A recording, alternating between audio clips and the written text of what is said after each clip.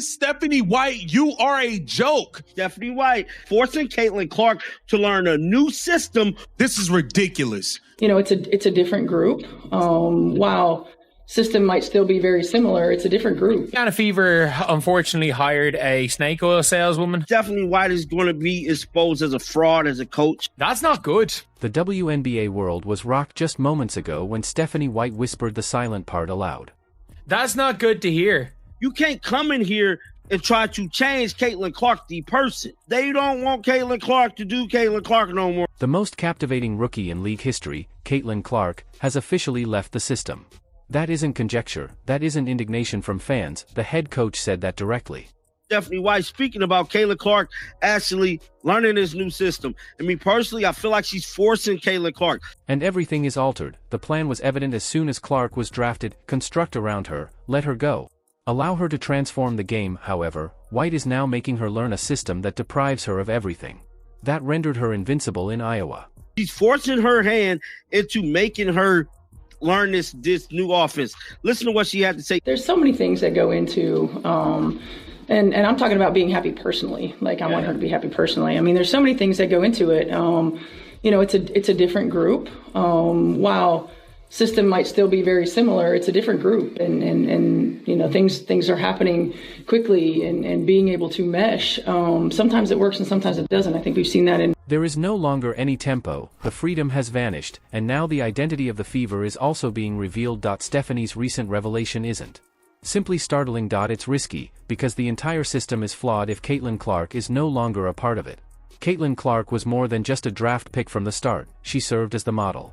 Caitlin Clark is the needle. Caitlin Clark is the star. Everything else is wrapped around her, and everything else is revolving around her. She's Rookie of the Year in the WNBA. Caitlin Clark is the star player of the WNBA. Build around me, a generational player with an incredible skill set, she became the Indiana Fever's #1 overall pick, showcased her during media appearances, and enticed supporters with the promise of a quick, cutting-edge, fast-paced offense.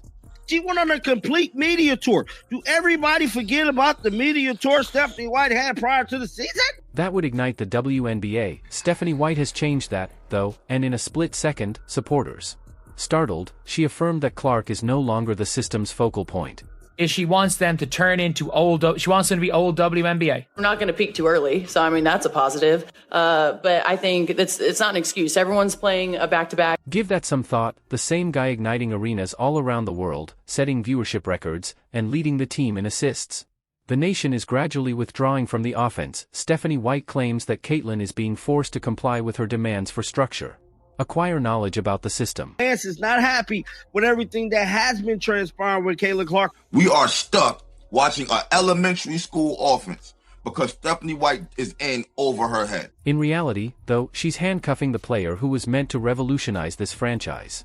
White is making Clark a passive character rather than allowing her to take charge, accelerate, and make plays. Watch her.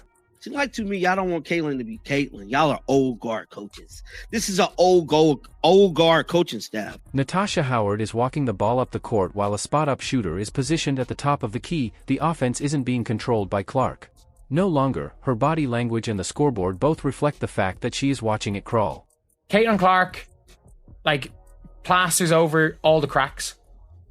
She realistically plasters over all the cracks of this team.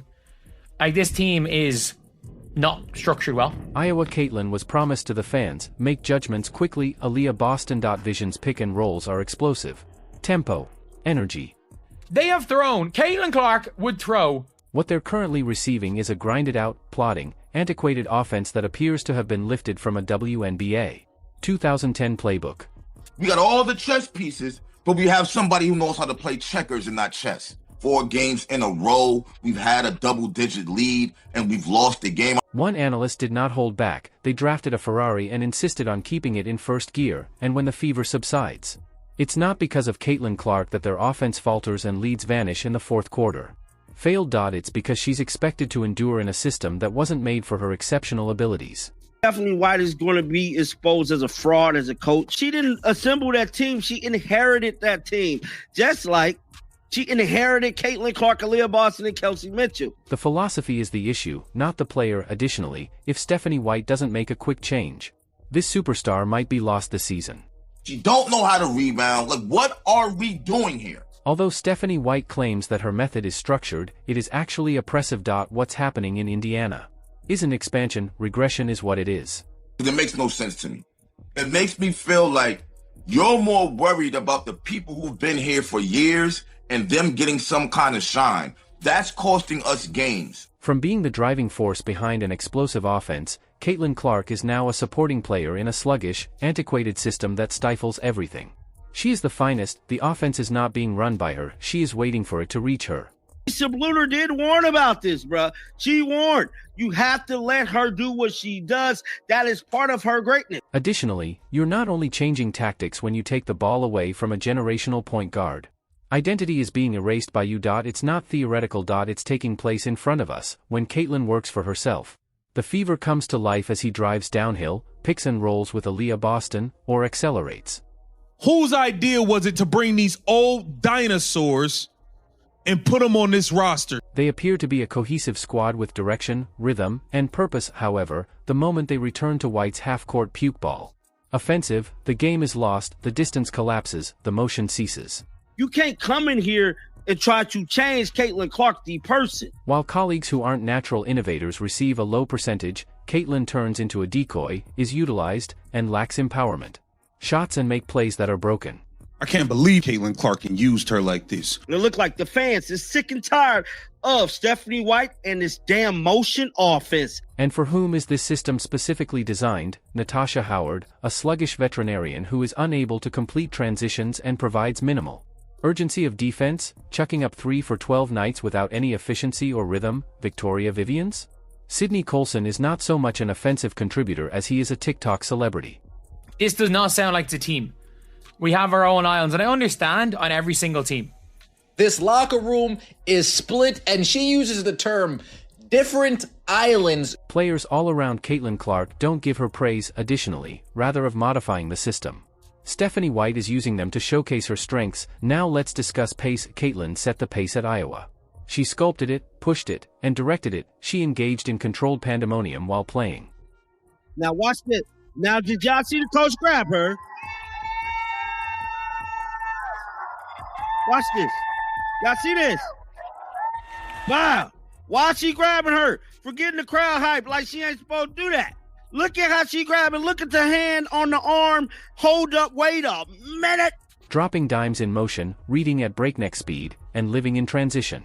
Caitlin Clark effect seems to be crazier than year one. I love watching her score and just everything about her. They went the extra mile just to watch her play here. This is great news for women's basketball, period. Caitlin Clark is the GOAT. She signed my jersey. So happy, I'm crying. I'm so happy. This is the best day ever. Caitlin Clark is the needle mover. She is the needle mover. She is the franchise player. And she was the MVP. She is the main draw. She wasn't the one who was full sprinting down the court. Please leave CC Rocks in the comments if you agree with Caitlin Clark. The Fever is currently playing some of the league's slowest basketball.